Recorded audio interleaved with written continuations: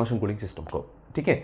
अभी two phase immersion cooling system, जो two phase immersion cooling system में जो क्या है ना, किस लिए हम लोग को इधर टू फेस में लेके बोलता हूँ, उधर में अंदर दो कूलेंट है जो लिक्विड से वेपर स्टेट जाएगा, फिर वेपर से फिर लिक्विड स्टेट आएगा। सो इसका कारण से इसको हम लोग को क्या है ना, two phase immersion cooling system बोल के हम लोग को बोल देता हूँ, ठीक है। ये two phase immersion cooling system में जो क्या है ना, अभी उसका अंदर देखने से वो पूरा क्लोज्ड कंटेनर रहता है, उसका अंदर में जो कूलेंट रहता है, ठीक है। वो कूलेंट क्या करता है, कूलेंट का मतलब वो रैक का ऊपर में जो देखने से आपका कंडेंसर कॉइल, वो चिल्ड वाटर कंडेंसर कॉइल उसमें रहता है। अभी इसका अंदर में उसका बॉटम में पूरा जो क्या है ना, आपका जो रैक रहता है, रैक का जो हीट को उठा के क्या होता है ना, ये लिक्विड है ना, लिक्विड वेपर बॉइल ओके, वो वेपर स्टेट बन जाता है।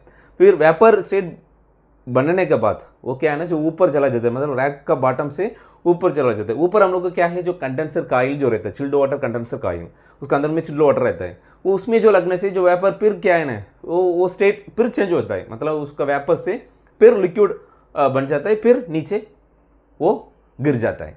से ये प्रोसेस ऐसे ही होता है, ठीक है। लिक्विड से वेपर, वेपर से लिक्विड, वो condenser chilled water condenser coil सीधा इधर आएगा, मतलब आपका रैक का अंदर जो आएगा, मतलब उसका मदद करने के लिए मतलब कुछ पंप कुछ हो सकता है, ठीक है। मदद करने के लिए कुछ पंप हो सकता है, और नहीं तो आपका जो सिस्टम जो पंप सिस्टम जो है ना, आपका चिल्ड वाटर सिस्टम, सो वहाँ से भी आ सकता है, मतलब वो डिज़ाइन का हिसाब से जो होता है। लेकिन उसका अंदर जो कूलेंट रहता है, वो कूलेंट ऐसे ही जो हीट एक्सचेंज करता है, मतलब वो रैक को लोड को निकाल के वेपर बन जाता है। फिर वेपर बनने के बाद उसको चिल्ड वाटर में जो लगने से उधर में हीट एक्सचेंज होता है। फिर उधर का हीट जो चिल्ड वाटर है ना, वो चिल्ड वाटर जो रैक का जो हीट को निकाल के आपका एयर कूल्ड चिलर आ नहीं तो वाटर कूल्ड चिलर में उसमें जो हीट को रिजेक्ट कर देता है, एम्बियंट को रिजेक्ट कर देता है। यही प्रोसेस जो two phase immersion cooling system में ऐसे जो होता है। लेकिन ये तो 250 किलोवाट पर रैक तक ये हैंडल कर सकता है, लेकिन उसमें क्या है ना, जो मेंटेनेंस बहुत ज़्यादा है, एक्सपेंसिव बहुत ज़्यादा है।